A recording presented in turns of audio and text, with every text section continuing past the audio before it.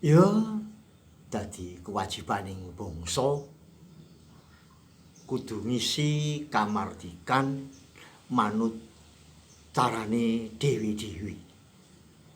Aku isane mung nembang, mula aku bakal nembang macapat sinom ngisi kamardikan.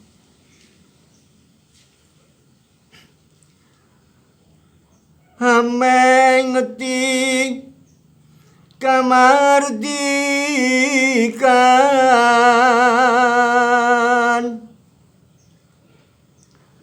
75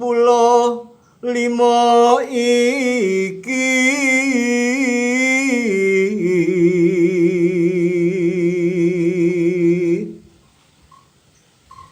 Agustus tanggal 17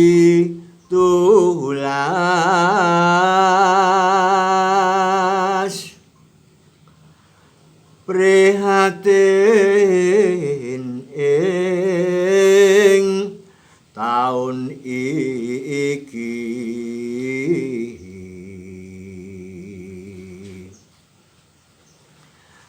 krana pandemi Covid aturan kudu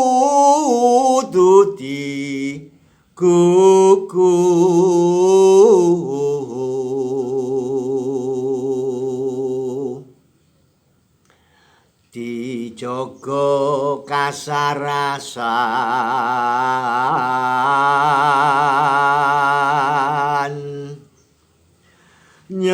nyuwun berkaing Gusti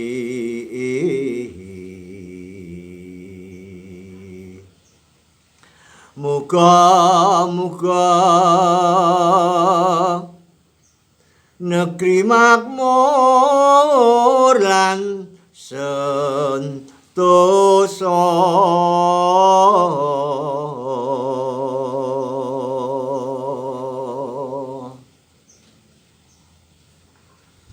ayo ngisi kamardikan kanthi greget ing pakarti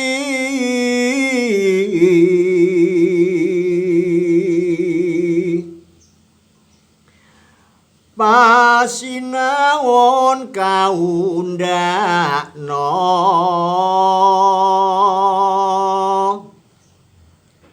supaya pinter lan trampil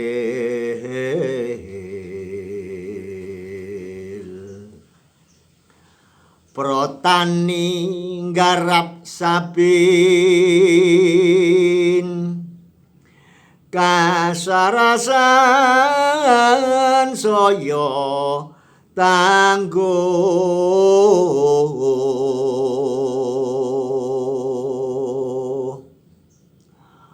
pembangunan ngrembaka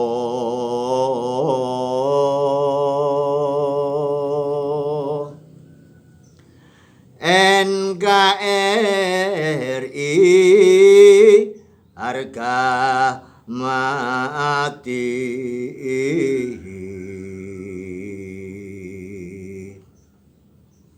monggo njaga warisan leluhur kita